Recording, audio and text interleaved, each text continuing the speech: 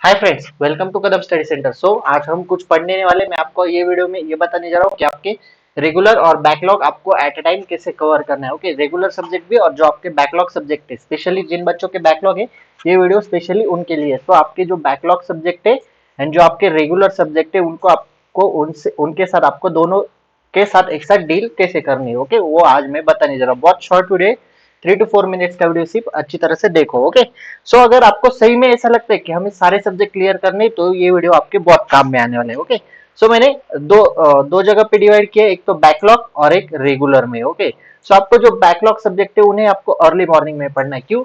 क्योंकि वो सब्जेक्ट पढ़ के बहुत दिन हो गए। आपने पिछले सेम में पढ़े थे, अभी आपने पढ़े नहीं पढ़े वो मुझे नहीं पता क्यों, और वो सब्जेक्ट पढ़ के बहुत दिन हो गए, इसलिए उससे आपको अर्ली मॉर्निंग में पढ़ना है। क्योंकि early morning is a fresh time. Okay, so अगर आप फ्रेश टाइम में पढ़ोगे तो चीजें ज्यादा अच्छी तरह से याद रहेगी। और जो रेगुलर सब्जेक्ट है उन्हें आपको स्टडी एट नाइट, आपको वो नाइट में पढ़ना है। नाइट में क्यों? क्योंकि अगर आप दिन भर कॉलेज जाते हो, क्लास कोचिंग वगैरह जो आपका शेड्यूल है वो आपका दिन भर चलेगा, और शाम को फिर फ्रेश वगैरह होके आप पढ़ सकते हो। क्यों?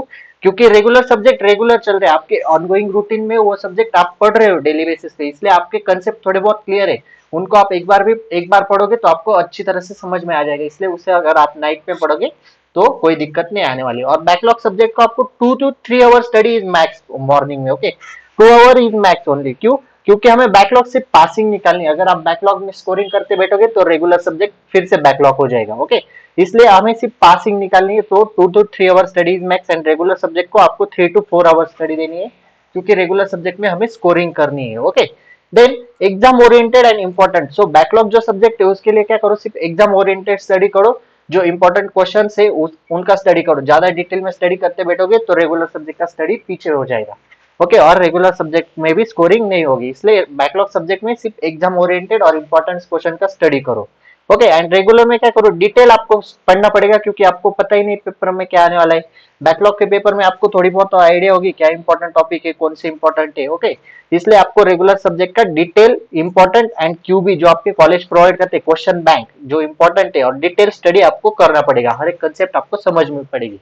आपने बैकलॉग का सब्जेक्ट पहले भी पढ़ा है, इसलिए आपको बैकलॉग में सिर्फ एग्जाम ओरिएंटेड स्टडी करो या फिर इंपॉर्टेंस क्वेश्चन का स्टडी करो। लेकिन रेगुलर में वैसा नहीं है, रेगुलर को आपको ज्यादा टाइम देना है, डिटेल स्टडी करो। कॉलेज जो बताते हैं इंपॉर्टेंट क्वेश्चन बैंक वगैरह, उनका स्टडी ज्यादा करो। बैकलॉग सिर्फ आपको पासिंग करना है, क्योंकि आप स्कोरिंग तो नहीं कर सकते, क्योंकि आपके पास उतना टाइम अवेलेबल नहीं है। अगर स्कोरिंग कर पाए तो अच्छी बात है, लेकिन सिर्फ पासिंग का सोचो, ये बेहतर होगा। ओके, एंड रेगुलर सब्जेक्ट में आपको स्कोरिंग करनी है, और बैकलॉग सब्जेक्ट के लिए सेल्फ स्टडी करो। ओके, बिकॉज बैकलॉग सब्जेक्ट हर एक बच्चे का तो नहीं होता, इसलिए आप ग्रुप स्टडी नहीं कर सकते, इसलिए self study is better option.